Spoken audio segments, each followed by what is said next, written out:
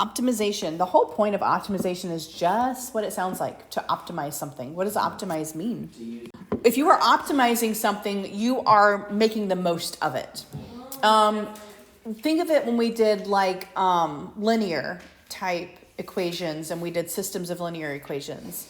And we were saying maximize the profit, right? Or something like this. And so optimization is taking something and then you are going to say, I want to get the most out of this particular thing. Or sometimes the least is the optimum thing, right? If it's talking about cost.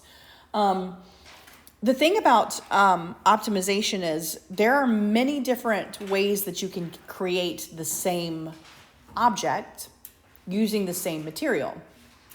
But that doesn't necessarily mean that you are going to be doing it in the best method. So if you look at this first problem, it says a manufacturer wants to design an open box. Everything in these problems are typically important, right? Open box means you don't have to worry about putting a top on it, okay? It has a square base and a surface area of 108 inches, as shown in the figure. What dimensions would produce a box with maximum volume, okay?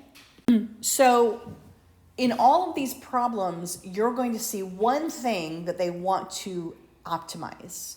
In this case, the key word of the optimization piece is volume, right? They want to maximize volume. And then you're going to see something that is set, something that cannot change. In this case, that is the surface area. The surface area of this cannot change. They have a set amount of surface area. And so you would think, well, if there's a set amount of surface area, then clearly we only have one way to do the box. But if you flip the page and look at page 212, so when you have a problem like this, the very first thing you're going to do is you're going to think about your equation for what you're trying to maximize. Okay, and so we have this equation here that we're trying to maximize, and it is the volume of a prism, really, is what this is. So you have to remember that equation, and this is going to be your primary equation. Your primary equation is the equation that you are going to optimize. In this case, volume of a prism.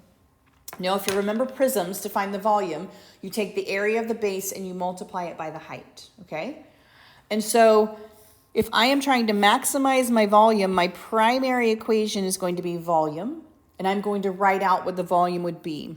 They gave me this little picture here, but even if they didn't, we have a square base. How do I find the area of a square? Well, I just multiply its sides, side squared. In this case, they put an x there. So x squared is the area of the base.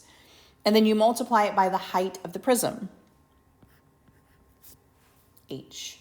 So what I'm going to do is I'm going to set this particular one aside, and I'm going to say, okay, I now need to figure out the formula for the set one. The set one is my secondary equation, okay? So my secondary equation is going to be the one where they give me, this is what I have to work with, okay? In this case, surface area. Now, surface area here is going to be the area of all the surfaces. Well, that makes sense, right? So the area of the base we actually already know. So for my secondary equation, I am going to take the area of all the surfaces. The surface of the base, that is x squared. I add that to the area of all the rest of the surfaces. In this case, there are going to be 4 of them that are x by h, right? So one side is going to be x times h, and I have 4 of them. So this is going to be plus 4 times x times h. All right? We know what the surface area is. They told us. What is the surface area that we're working with? All right, that equals 108. That makes our life easier, 108. So h is going to equal 108 minus x squared over 4x. Now we're going to plug it in. X squared, 108 minus x squared over 4x. Now, this is going to work out nicer. Taking an x out. So I can cancel from here to here at this point. I cannot cancel here because that does not have an x. So I can cross cancel here, right? Then I can distribute 108x over 4 minus x cubed over 4. This is divisible, so you end up with 27x minus x cubed over 4 as my volume. All right. I want to maximize this equation. Where do maximums and minimums occur? At what values? Where do you find your max and min? What do you do to find your max and min of an equation? Your critical points. So what do you do to find your critical points? You take your first derivative and you set it equal to 0. All right. So I am going to take the first derivative of this equation. Okay? So I only have one variable on the right side, so I don't have to worry about like implicit differentiation. Like if we had multivariables, this is why we got rid of a variable. Because remember when you had x's and y's on both sides, you had to do implicit, okay? You don't have to worry about it when you have only one variable on that right-hand side. If I were to take the derivative of this equation, then I would say, well, I'm looking for the derivative of the volume. What's the derivative of this piece? 27 minus multiply by 3, so that's 3 over 4, x to the second power, right? Set it equal to 0. All right, so we have 27 minus 3/4 x squared equals 0. Subtract your 27, yes? You get negative 3/4 x squared equals negative 27. Multiply both sides by negative 4/3, right, by the reciprocal. We have x squared equals, my 3 and my 27 cancel, right? Negative 9 times negative 4 is 36. The square root of 36 is technically positive and negative 6. I am talking about dimensions. Can I have negative 6 inches? I cannot. So my value is going to happen at positive 6. Positive 6. So when x equals 6, I will have either a max or min. In this case, it's going to be a maximum. They want the dimensions. The dimensions. Do I know the dimensions yet? I know one of the dimensions. How do I get the other one? Primary or secondary equation? So the primary didn't give us any numbers. The secondary did. So go back to the ones that you had all the numbers for. All right? So I'm going to say for this equation, x squared, that is 6 squared, plus 4 times 6 times h equals 108, right? Subtract 36 from both sides, right? We get what, 72? What does my h equal? 3. So my dimensions are going to be 6 by 6 by 3. All right. Now, if we look at that list of options here, on page 212, you see all these different options, right? These all have the same surface area. Just depends on how you make the box. And so what we're trying to do is we're going to try to figure out, without a picture telling us all the options, how do we figure out what gives us the most volume with the surface area that we have been given? And so that's what the point of these problems is. My list of options, 6 by 6 by 3 gives me 108 volume. You can see 108 is my highest volume. Well, what if they said, what is the maximum volume? How did they get this volume? They just plugged it into their volume equation, our primary equation that we had. So 6 squared times 3 gave us 108. So a rectangular page is to contain 24 square inches of print. The margins at the top and bottom are to be 1.5 inches, and the margins on the left and right, 1 inch. What should the dimensions of the page be so that the least amount of paper is used? All right? So they gave us the square inches of what? Print, right? Print. What dimensions should be used so that the least amount of paper, what are we trying to maximize or minimize? how much paper we have, right? And so they've drawn this picture. You won't typically get a picture from me, so you may have to draw a sketch of what it looks like. But if I do my primary equation, then it is an area of a rectangle. Well, area of a rectangle is pretty straightforward, right? It's length times width, right?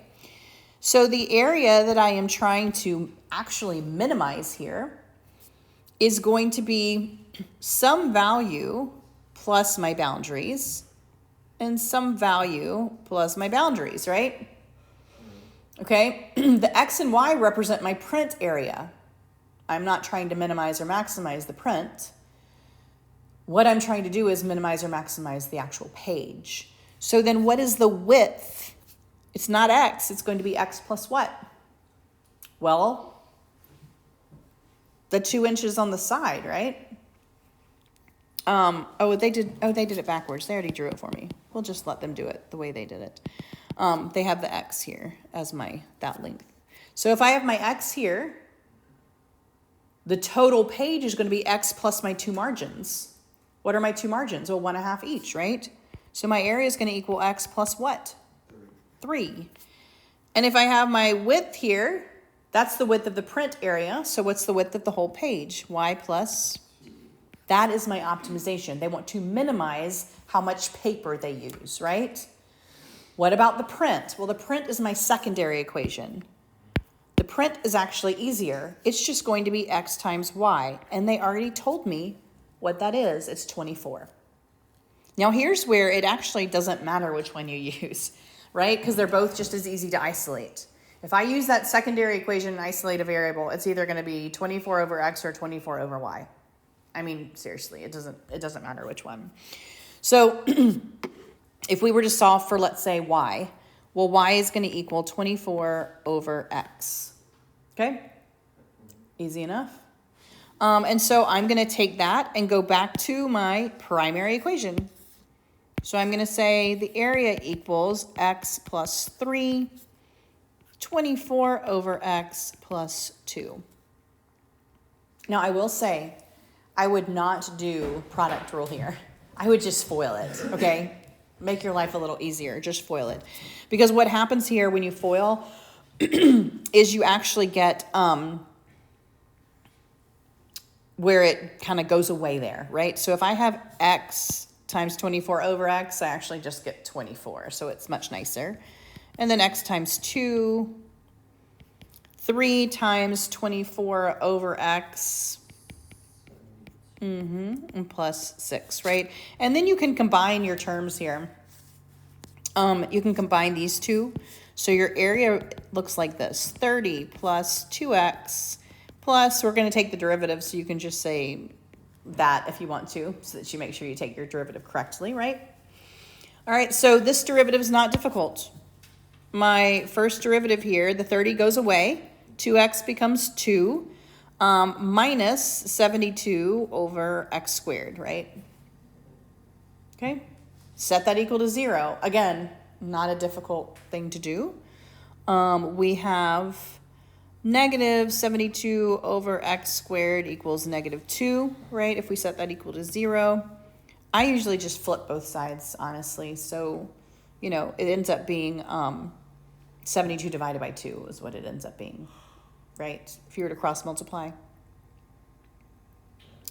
So you could either do cross multiplication or you can flip both sides. Negative x squared over negative 72 equals negative 1/2 when you multiply, right?